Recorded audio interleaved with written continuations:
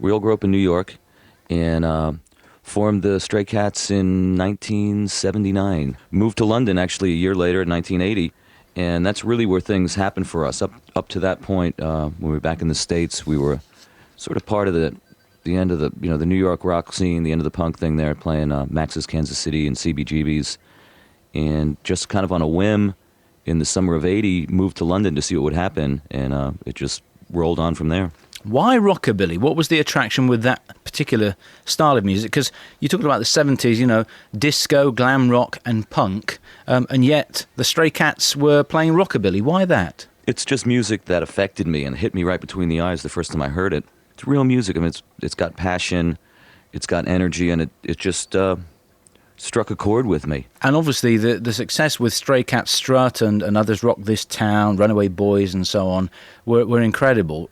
But it wasn't an overnight success, was it? You had to work pretty hard to get to that stage and to start having hit singles. It's funny. I mean, we definitely worked hard. Things hit pretty quick by the time we got to London. There was definitely about a 6-month period that we were sleeping in Hyde Park and in all-night movie theaters and just really knocking on doors.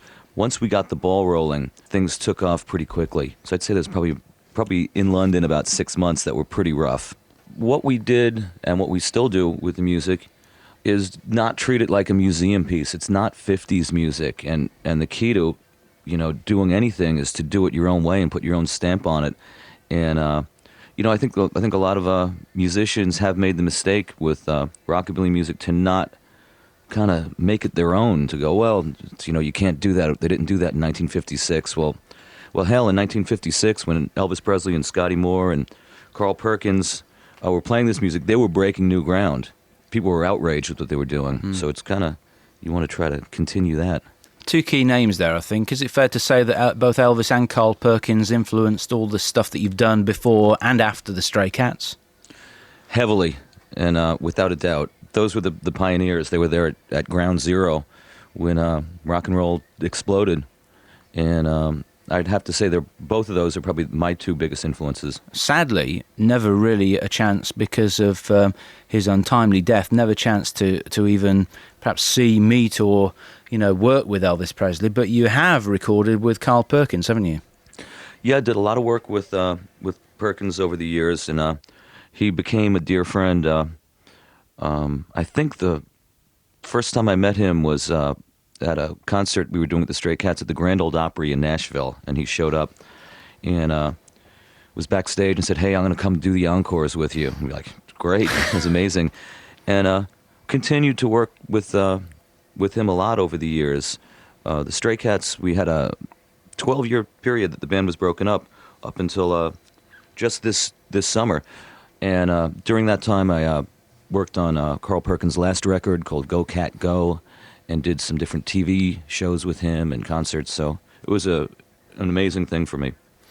We haven't mentioned your musical background. I know obviously very influenced by Carl Perkins, Elvis, perhaps one or two others as well, in that sort of rock and roll, rockabilly crossover music. But before that, I guess you're always going to be a musician. Your dad, of course, was first clarinet in the New York Philharmonic, if he isn't still.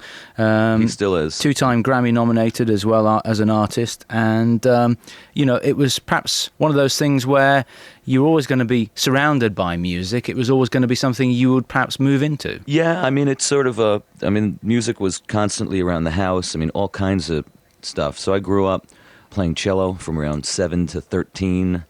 At 13, abandoned that and started playing rock and roll, and from there got into rockabilly. But yeah, I mean, music was always a huge part of the house growing up and kind of continuing that way. Thank you so much for listening to this interview. If you enjoyed it, please click on the like button and ring that notification bell. And there are many, many more to listen to on this channel, so make sure you subscribe if you possibly can. Thank you.